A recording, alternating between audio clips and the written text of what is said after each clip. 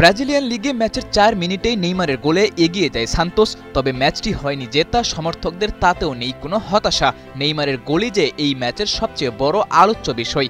কিন্তু ব্রাজিলিয়ান ভক্তদের আনন্দের পরিধিটা আরও একটু বড় হওয়ার কথা, কারণ নেইমার শুধু এই ম্যাচে গোলটাই করেছেন এমন না, বরং পুরো ম্যাচেই দিয়েছেন পুরনো রূপে ফিরে আসার বার্তা। তিউনিশিয়ার বিপক্ষে ব্রাজিল ম্যাচের পরই আলোচনা চলছিল এই দলটাই এমন কজন ফুটবলার আছে যারা দলের জয়ে নিজের সর্বোচ্চটুকু দিতে প্রস্তুত থাকে। এস্তেভাওয়ের উদাহরণ টেনে ভেনি রদ্রিগোকে কাঠগড়ায় দাঁড় করিয়েছিল সমর্থকরা, সাথে আফসোস আর আক্ষেপ ছিল নেইমার থাকলে কি এমন দিন দেখতে হতো। ব্রাজিলিয়ান দলের ফুটবলারদের ডেডিকেশন নিয়ে কি সত্যিই প্রশ্ন উঠত? কখনোই না, কারণ জাতীয় দলের জন্য নিজের সর্বোচ্চটা দিতে নেইমারের চেয়ে নিবেদিত প্রাণ যে দ্বিতীয়টা খুঁজে পাওয়াই দুষ্কর। নেইমার শুধু জাতীয় দলের জন্য নয়, যখন যেই দলের হয়ে খেলেন সেই দলেই নিজের সর্বোচ্চটুকু যে উজাড় করে দেন, সেটাই দেখা গেল সবশেষ সান্তোসের বিপক্ষে ম্যাচে।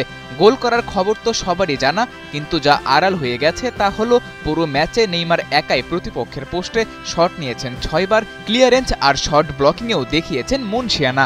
অলরাউন্ড এমন পারফরম্যান্সে ম্যাচ শেষে ওর রেটিং দাঁড়িয়েছে প্রায় ৭.৫।